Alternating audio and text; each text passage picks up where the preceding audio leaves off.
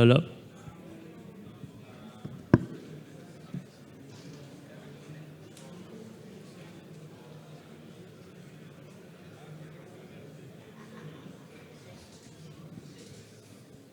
Ok.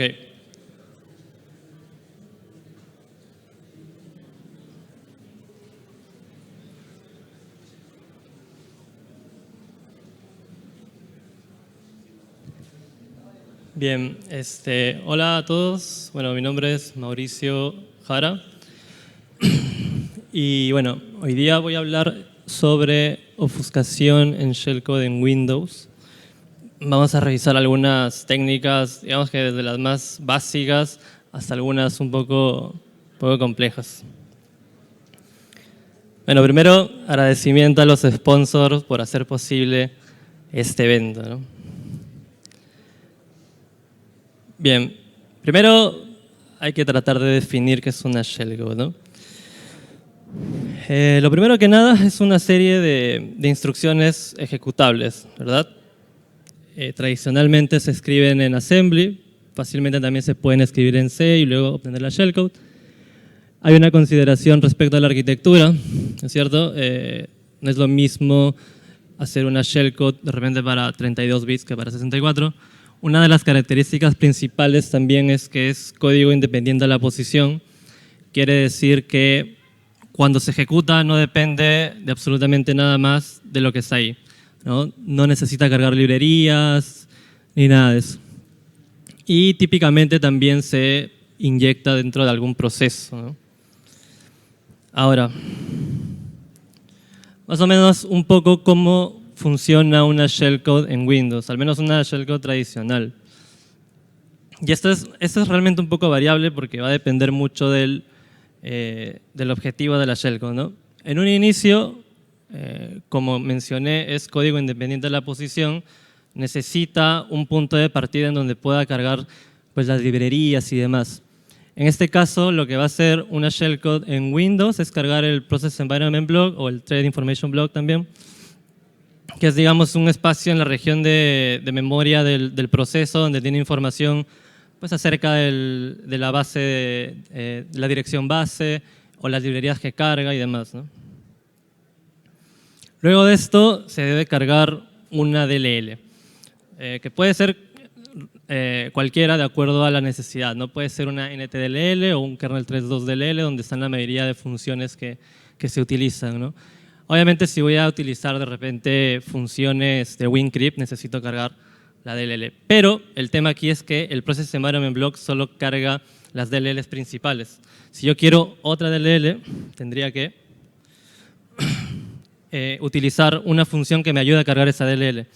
En este caso, luego de cargar el kernel 3.2, voy a recorrer el EAT, el Export Address Table, que es todas las funciones que tiene disponible esta DLL. ¿Para cargar qué? Justamente el getProgAddress. El getProgAddress es una función que recibe dos argumentos, ¿no? El módulo y la función que quiero cargar. Como el módulo ya lo tengo, en algunos casos, algunas shellcodes lo que hacen es directamente cargar la función que van a usar, puede ser WinExec o cualquier otra. Pero si quieres hacer, digamos, algo más complejo y cargar otras DLLs, cargas el load library, obviamente casteas la función de getProgAddress, pasas el kernel 3.2 DLL como base y el string justamente como parte del argumento. Entonces, digamos que así es como se ejecuta una shellcode, ¿no? Sí. Y bueno, normalmente se ejecuta a través de un código. Esto es súper simple, es la versión, digamos, más básica de la ejecución de una shellcode, ¿no? A través de una inyección a un proceso. Digamos, es lo más básico al momento de ejecutar. Entonces, ¿por qué ofuscar estas shellcodes, ¿no? Estas porciones de código? Pues básicamente lo primero es evitar justamente la detección de firmas, ¿no? Cuando se ejecuta la shellcode, lo que se busca en algunos ejercicios o en algunos contextos es evitar que sea detectado, ¿no? Y si utilizas, por ejemplo, un meterpreter, está lleno pues, de firmas maliciosas y obviamente va a ser detectado rápidamente. Obviamente también prevenir que sea difícil hacer un proceso de reversing al payload y bueno, obviamente en su defecto poder evadir detección de comportamiento, no solamente a nivel estático, sino en su ejecución. Pero como mencioné, depende mucho del contexto de la ejecución de la shellcode, ¿no?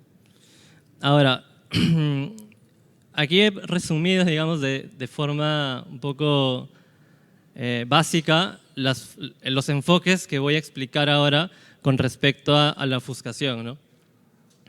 Si tú tienes una shellcode generada, vamos a decir, ya sea por Cobalt, ya sea por Meterpreter o algún otro generador de shellcodes, difícilmente vas a tener la capacidad, no digo que no se pueda, pero difícilmente vas a tener la capacidad de cambiar el payload, ¿no? Es decir, las instrucciones que tiene, difícilmente vas a poder modificarlas. O sea, se puede, pero es un proceso un poco complicado.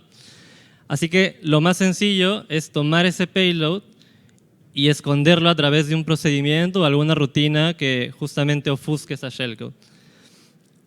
Si se dan cuenta, este es un gráfico súper básico, ese stub o esa porción de código casi siempre se va a mantener igual cuando se ejecuta. ¿Por qué? Porque tiene que ocuparse de desofuscar esa shellcode justamente para que se ejecute ya sea en memoria o lo que fuese. Esto lo voy a explicar un poco más adelante a detalle. Y el otro enfoque es, digamos, cuando tú escribes tu propia shellcode o tienes la capacidad de modificar los bytes o las instrucciones, puedes de alguna forma modificar las instrucciones para que varíen en otro tipo de shellcode, ¿no? Eso también lo voy a explicar ahorita. Voy a partir con la segunda, que es cuando puedes escribir tus shellcodes, ¿no? O quieres escribirlas. Entonces, volviendo a este gráfico,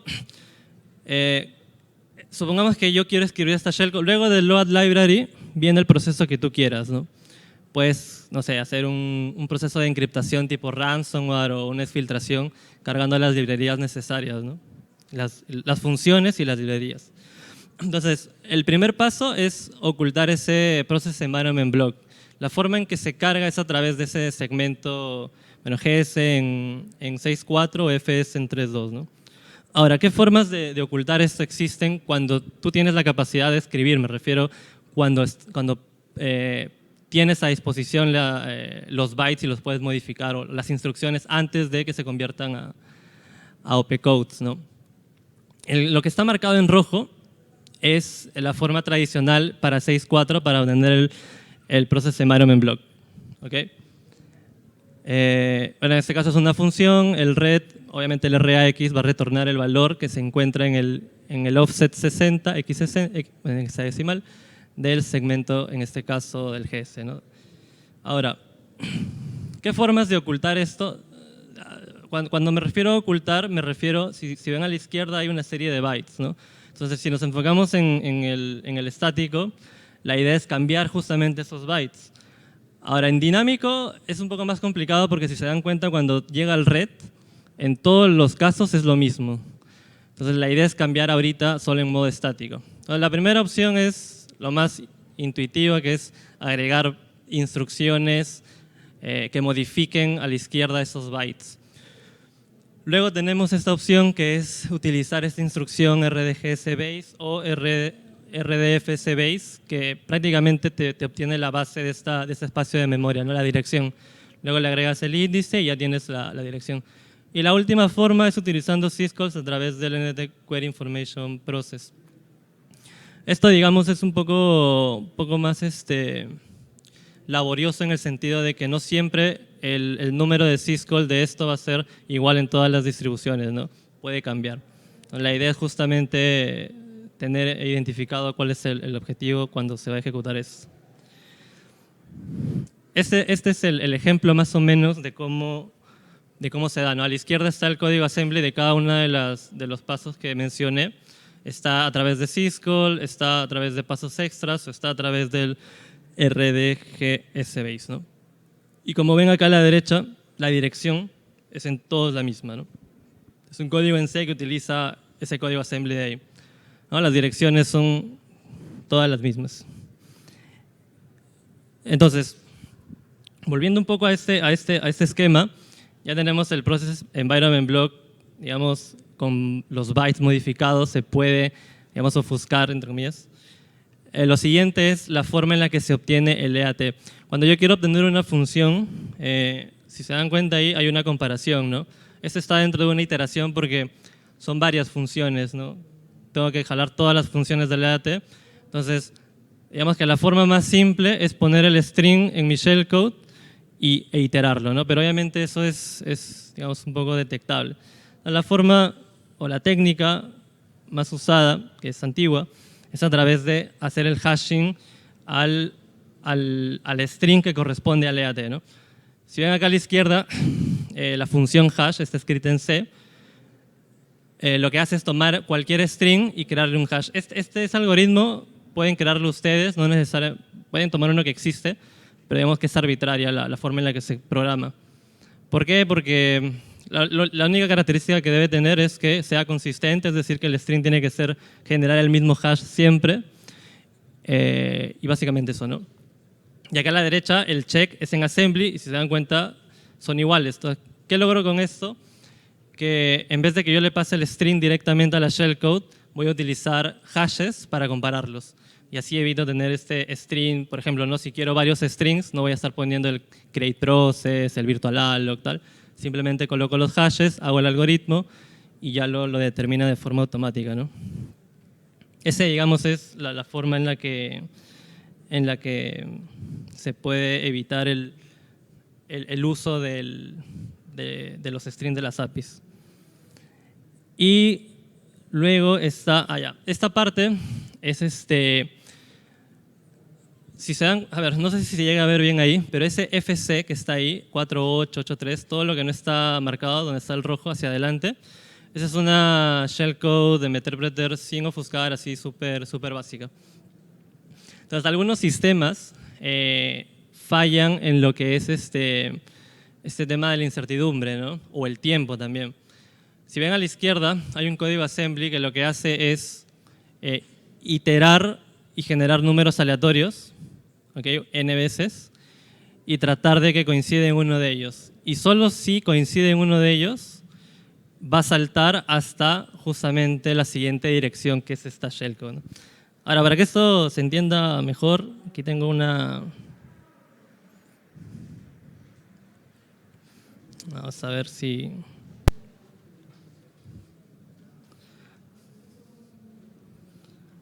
Creo que no. ¿Se puede ver?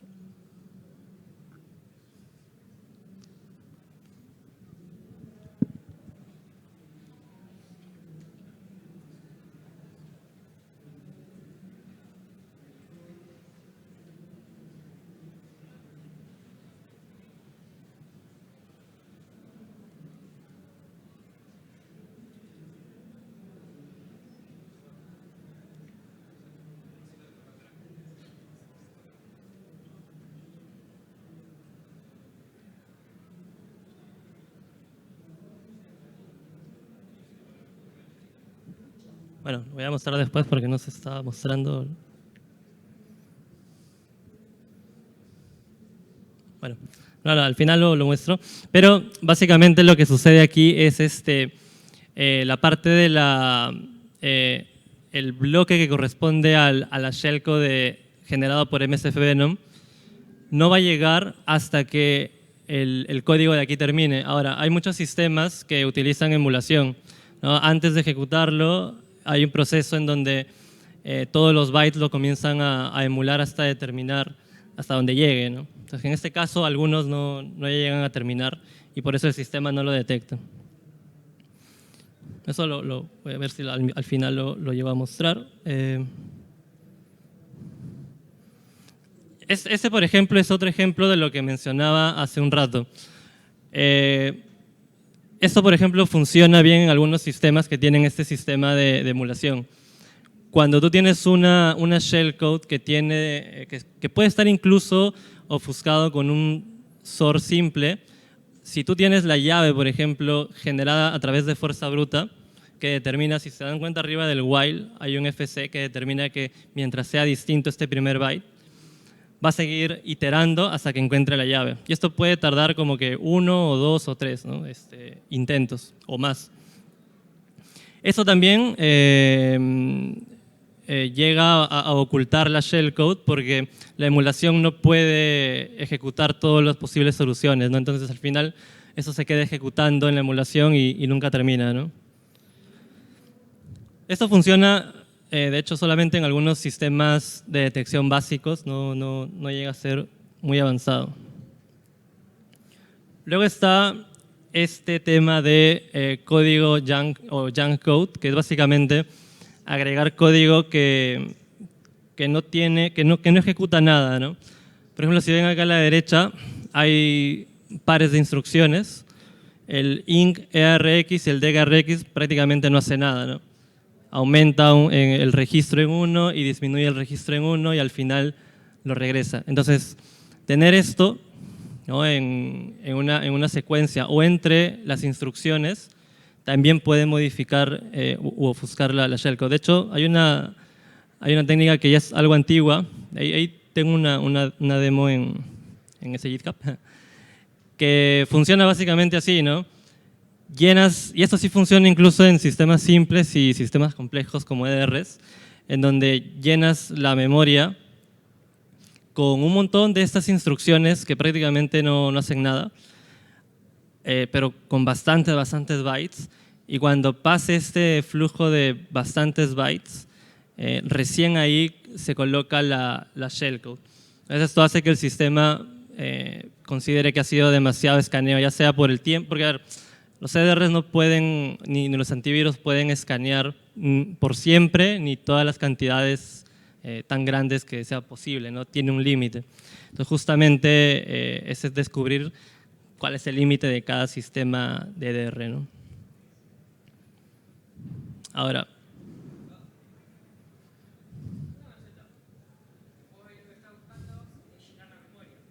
sí.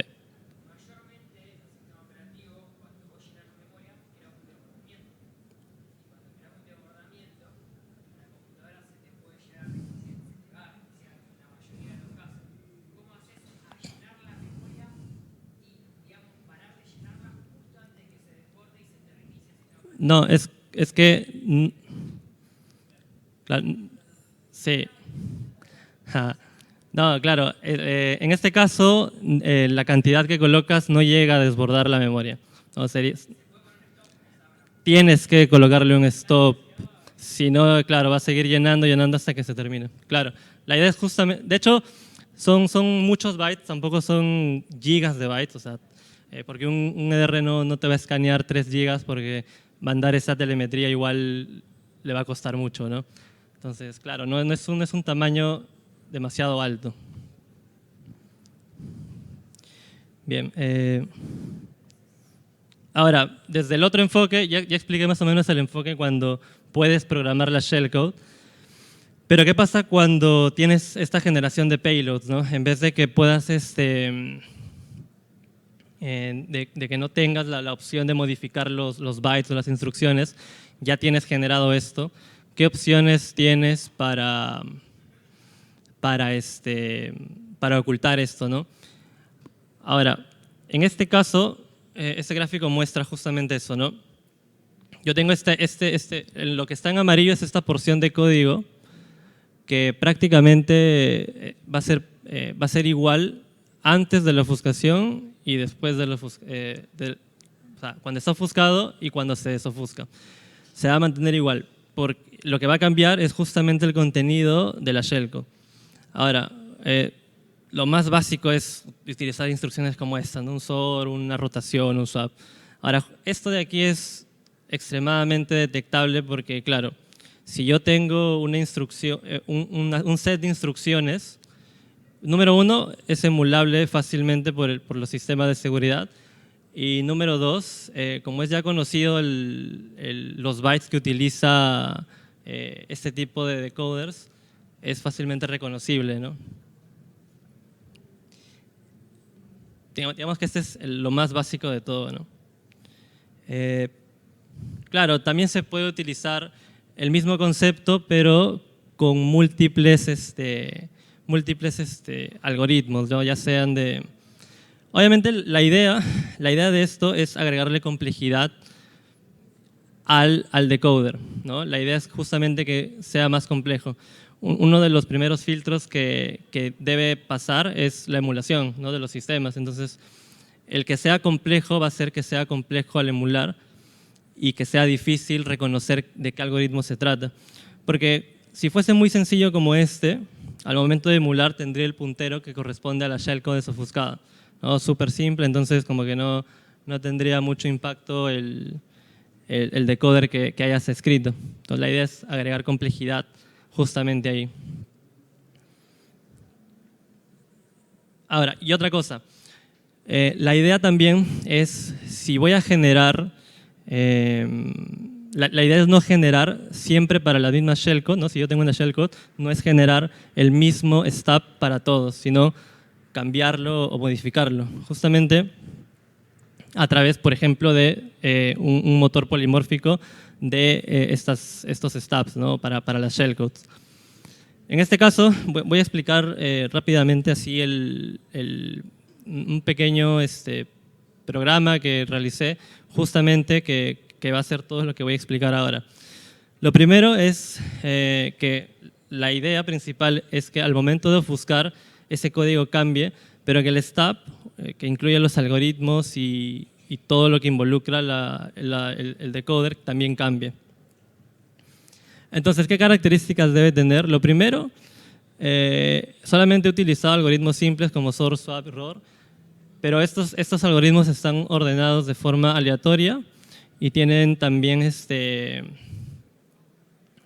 cambia la información que tiene dentro, ya sea las llaves o los offsets y demás. Está en desarrollo todavía el agregar dificultad en los algoritmos. ¿Esto qué proporciona? Que en cada generación, ¿no?, cada vez que se genere un stub va a ser totalmente distinto porque el orden de justo de los algoritmos cambia, las llaves cambian, todo cambia. Y también lo que cambia son los registros, ¿no? En una primera iteración de repente la llave se encuentra en el RBX, pero en una siguiente está en el, no sé, RCX, ¿no?, o en el R12, lo que fuese. Entonces la idea justamente es eso. Ahora, ese es un esquema más o menos para que se entienda, o al menos que se pueda entender un poco. Imaginemos que lo de la izquierda es el stub o la porción de código que siempre va a ser igual. El motor lo que va a hacer es que en una siguiente generación intente generar el mismo resultado, pero con instrucciones distintas, ¿no? En este caso, está utilizando igual el RDX, pero el motor tendría que cambiar incluso los registros. Y al cambiar este algoritmo, la generación de la shellcode ofuscada va a ser distinto cada vez, ¿no? En cada iteración, la shellcode obviamente va a ser distinto porque cambia el algoritmo y cambia toda la cuestión. Entonces, ya, hay algunos puntos que tiene que considerarse, o al menos que he considerado, ¿no? Por ejemplo, el procedimiento de limpieza de registros, si bien es cierto, es algo trivial, puede hacerse de bastantes formas, ¿no? Si yo quisiera, por ejemplo, que mi motor incluya limpieza de registros específicos, puedo hacerlo a través de sort, puedo hacerlo a través de un mov con 0 o también con una resta al mismo registro, ¿no? En los tres casos, incluso puedo combinarlos, como está abajo, para obtener el mismo resultado, ¿no? En todos los casos el resultado va a ser el mismo, ¿no? Limpiar el registro, que es justamente lo que se quiere. Ahora, otro punto importante es obtener el RIP. Hay que tener en cuenta que las shellcodes, como mencioné, son de posición del código independiente. Quiere decir que no dependen de nada externo. Entonces tiene que saber dónde se encuentra, cuál es la dirección en donde actualmente está. Y bueno, hay un montón de formas para obtenerlo, ¿no? Estas dos, digamos, son las más simples, ¿no? A través de un call para que se vaya a la siguiente dirección, hago un pop, saco la dirección, y bueno, le puedo aumentar el offset para tener, de hecho si ven en el RAX, la dirección es 140001423, que es justo la dirección que continúa, ¿no? Entonces con esto ya puedo obtener yo, por ejemplo, información que coloque ahí, porque no toda la shellcode va a ser instrucciones ejecutables, van a haber algunas porciones de código que van a ser datos o información como, ahora voy a explicarlo, Luego tengo el lea, que es básicamente lo mismo, lee la dirección del contenido que se le coloca, que en este caso es el mismo. Bueno, hay algunas distintas también como el FP instructions o el jump call pop, que es irse hacia abajo, ¿no? Pero al final todos hacen lo mismo, que es obtener el RIP. La idea justamente es que el motor tenga todas estas opciones para que al momento de que se genere, escoja una de estas, modifique los registros y sean los bytes totalmente distintos en cada generación. Y lo que mencionaba también, ¿no? Los registros que sean variables. Por ejemplo, acá a la izquierda, supongamos que la shellcode, el puntero de la shellcode está en el RAX, ¿no? Los bytes que genera ahí abajo son unos, y al momento de colocar otro registro van a ser totalmente distintos, ¿no? Entonces tenemos que el motor va a cambiar no solamente el flujo de ejecución, sino también van a cambiar los bytes que se generan. Esto prácticamente va a generar cuerpos de coders y de shellcodes totalmente distintos en cada generación, ¿no? Ninguno va a ser igual nunca, ¿no?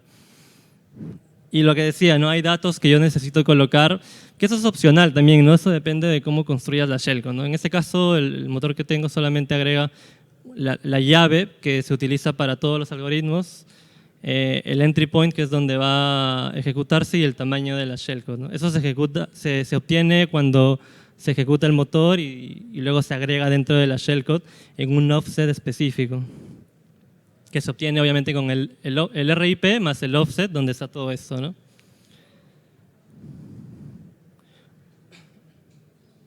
Esto, por ejemplo, es una generación que son dos distintas. En este caso, los algoritmos están en el mismo orden, pero lo que cambia, por ejemplo, son los registros, ¿no? Y es la misma generación que se ha hecho para la misma shellcode, ¿no? En este caso, el decoder tiene una estructura con unos registros específicos y al otro lado cumple con el mismo propósito, pero tiene otros bytes, ¿no? Totalmente distintos. ¿Esto qué se obtiene? Esto, por ejemplo, esto lo que genera es que en una ejecución o en un intento de detección de una shellcode totalmente simple, sin nada, un meter-preter crudo, tiene tantas detecciones, ¿no? Y mientras que el otro, digamos que mejora significativamente la detección, al menos en el modo estático, ¿no? Que es lo más importante ahorita, ¿no? Ahora. Ya. Ahora, hay una técnica que está relacionada más que nada con la forma en la que hay ciertos bad charts que se deben omitir o evitar, mejor dicho, al momento de la ejecución, ¿no? Y hay una técnica que es el shellcode carving, que lo que hace es se splitea esto en la shellcode, y a través justamente de este proceso de spliteo, a través de digamos que una operación matemática, se puede obtener nuevamente los 4 bytes o los bytes que se hayan spliteado, luego hacerle un push a donde corresponda y al final hacer la llamada y ejecutar todo, ¿no? Y así se evitan los bad charts al momento de... Ahora, esto de aquí, digamos que también se puede utilizar para ofuscar. Y esto modifica considerablemente no solamente la estructura de los bytes, sino también el tamaño, ¿no? En este caso, se utilizó la misma shellcode generada hace rato, exactamente la misma. De hecho, el tamaño es exactamente el mismo que el anterior de 512. ¿En qué cambia? Que, si se dan cuenta, el tamaño luego de hacer esta ejecución es de 1300, que es prácticamente el doble, ¿no? Porque, claro, lo que hace este código, no sé si se logra ver bien, pero lo que hace es tomar los bytes que ya existían y comenzar a colocarlos o reemplazarlos ahí mismo. Cuando llegue a la ejecución, por ejemplo, del primer mov RAX y baje al RBX, que es él mismo, se va a reemplazar los bytes de arriba. Entonces, cada ejecución va a ir reemplazando la misma, el mismo cuerpo, ¿no? Digamos que se modifica por sí solo, algo así. Y obviamente esto cambia por completo no solamente los bytes, sino también el flujo, ¿no? El flujo pasa a ser completamente distinto. Y claro, esto a nivel de detección mejora significativamente, obviamente a nivel estático, ¿no? Y también dinámico, ¿no? Porque el flujo ya es totalmente distinto, ¿no? Ahora, a ver, un segundo.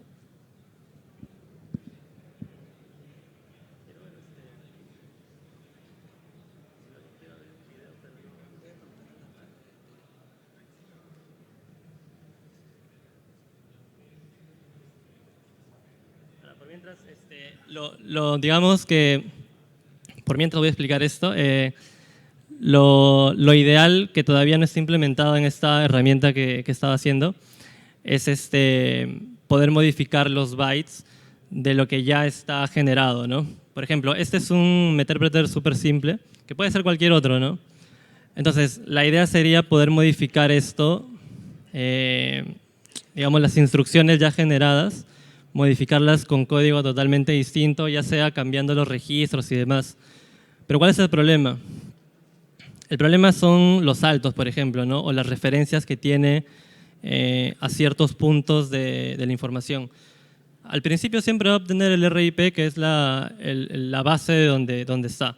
Entonces, si yo agrego código o instrucciones debajo, puede ser que mueva todo y que el RIP tenga una dirección totalmente distinta o los saltos no se den, ¿no?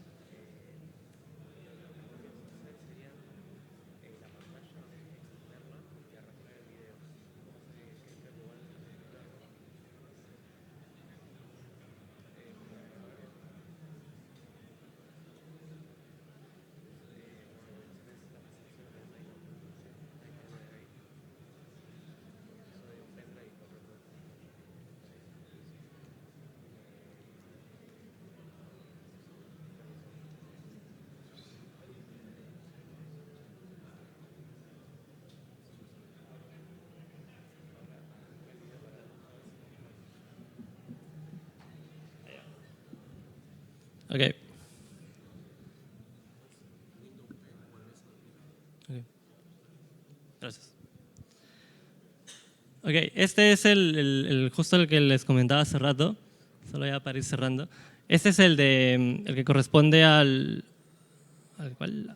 A la generación de esto, justo estos bytes o este código assembly que lo que hace es generar aleatorios y tal, ¿no? Lo voy a ejecutar rápido para que...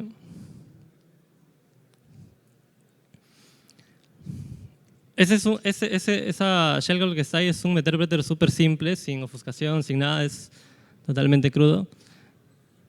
Y claro, al momento de compilarlo y ejecutarlo,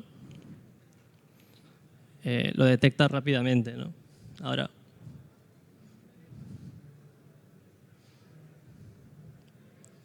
ahí arriba ya agregué justo estos bytes que lo que hacen es, digamos, hacer esperar mucho.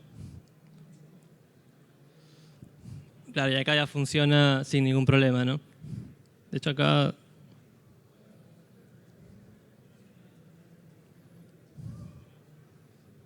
Eso.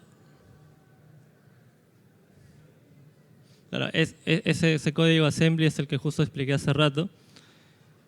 Y esos bytes que están ahora antes de ese payload ya no, como demora en llegar, no lo termina de reconocer como malicioso.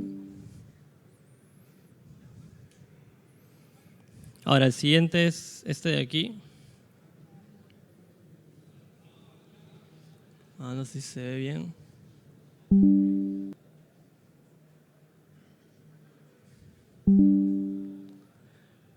Ya, esa es la herramienta que justo estaba haciendo. Este es un código de, igual, de meter súper sencillo. Si ven arriba el código ahí, hay body, base, key y tal. Claro, es porque yo trabajo los registros no como registros, sino como contenedores, y al momento de que se ejecuta, todos los contenedores dinámicamente se les asigna registros y en cada ejecución se le va a asignar diferentes registros. Todo se genera de forma dinámica. Aquí solo muestro cómo se ejecuta y funciona, ¿no? Acá lo ejecuto y se ejecuta con normalidad, ¿no? Ahora, ¿qué está pasando por detrás? Lo que está pasando por atrás es esto de aquí.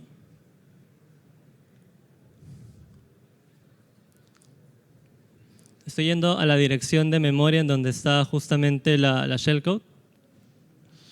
Y lo que ha generado arriba, acá le agrego el breakpoint para que se pueda ver. Y si ven arriba empieza, por ejemplo, con un mov R12.0, ¿no?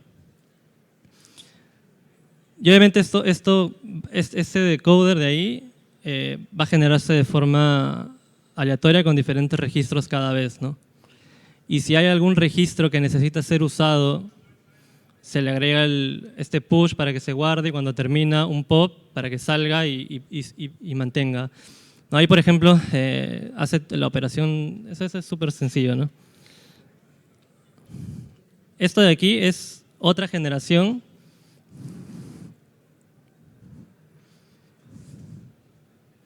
Ese que le estoy agregando es el seed.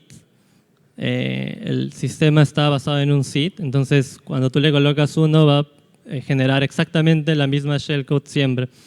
En este caso le cambio el seed para que genere otra shellcode, ¿no?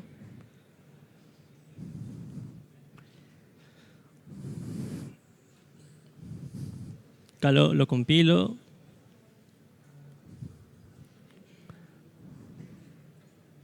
Y al momento de abrirlo, si se puede ver la dirección, ahora el registro es otro, ¿no? Ahí pudo haber sido, en vez del mov rbx0, un SOR, bueno, lo decidió así, pero el registro son distintos. Y bueno, si lo vieron acá, el decoder, todos los registros también son distintos.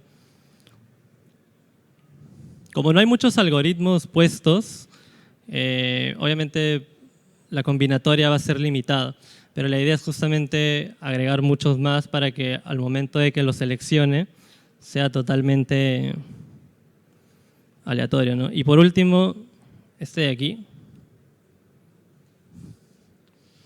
Esa es la última que expliqué acerca de que se va reemplazando el mismo código, es decir, va bajando y va reemplazándose hacia arriba. Como la cantidad de bytes que reemplaza nunca va a ser superior en la que está, nunca lo va a alcanzar. Siempre va a ir reemplazando, reemplazando y nunca va a alcanzar al que está debajo. Ahorita van a ver cómo se ejecuta.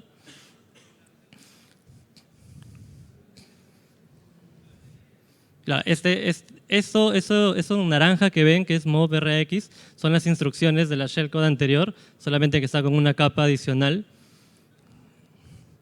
Entonces, este código de aquí lo que va a hacer es reemplazar el de arriba y así, ¿no? Va a comenzar a reemplazarse hasta obtener la shellcode que mostré hace rato, ¿no? Es exactamente la misma.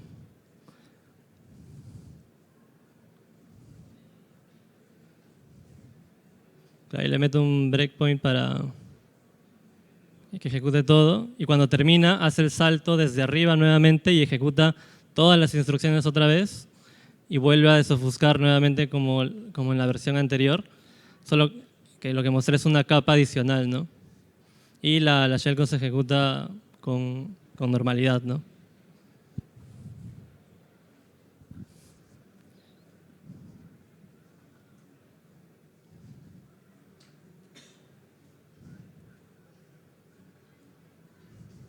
Y bueno,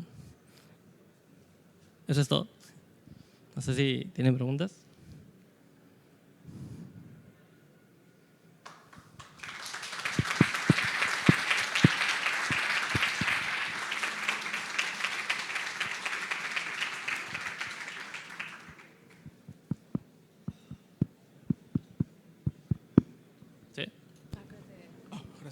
Consulta, ¿cómo haces para mantener la entropía baja y justamente no tener detección por entropía? Claro, no, en este caso no estoy considerando la entropía en lo absoluto. Ya. Sí, no, ¿Pero lo has considerado en tu proyecto como la integración al respecto? Para este, no. Para este no lo he considerado. Ya. Pero, claro, lo que pasa es que igual y las detecciones que quedaban, que eran pocas, probablemente sea por eso, ¿no? No sé si al final viste que había unos 3, 4. Sí, justamente lo consultaba porque, claro, en este caso con Virus Total es más como escaneo estático, que es lo que tú bien comentabas. Claro. Pero cuando por lo menos te comportas ya, te vas contra un ejercicio real, te vas contra un EDR, por ejemplo, donde no solamente tienes escaneo dinámico, sino estático, también tienes el tema de behavior analysis, y ya ahí por lo menos la entropía juega un alto Claro, valor. justamente esta última parte de la que hablé es modificar las instrucciones, pero no ocultarlas, sino simplemente modificar la forma en la que se está ejecutando. Es decir, lo mismo, pero cambiando los registros y el orden y tal.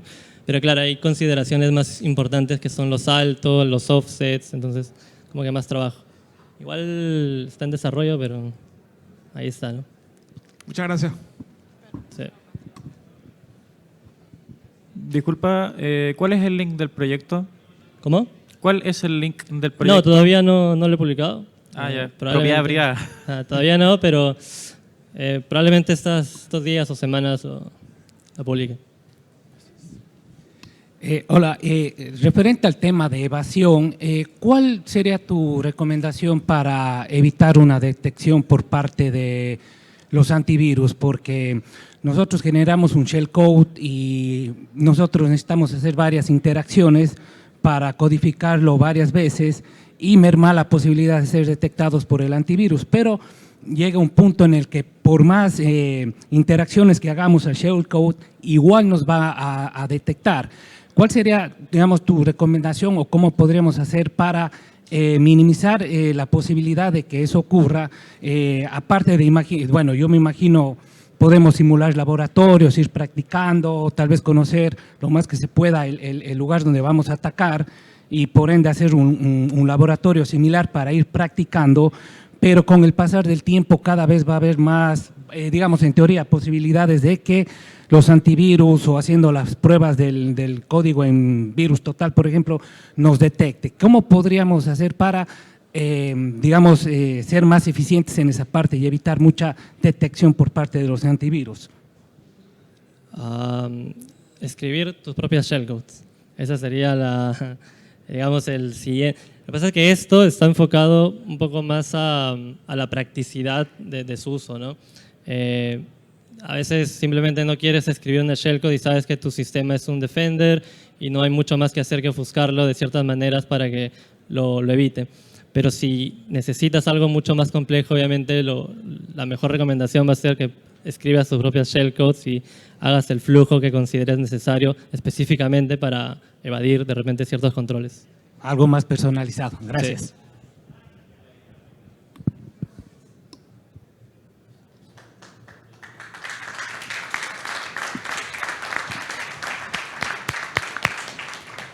Gracias, Mauricio. Gracias.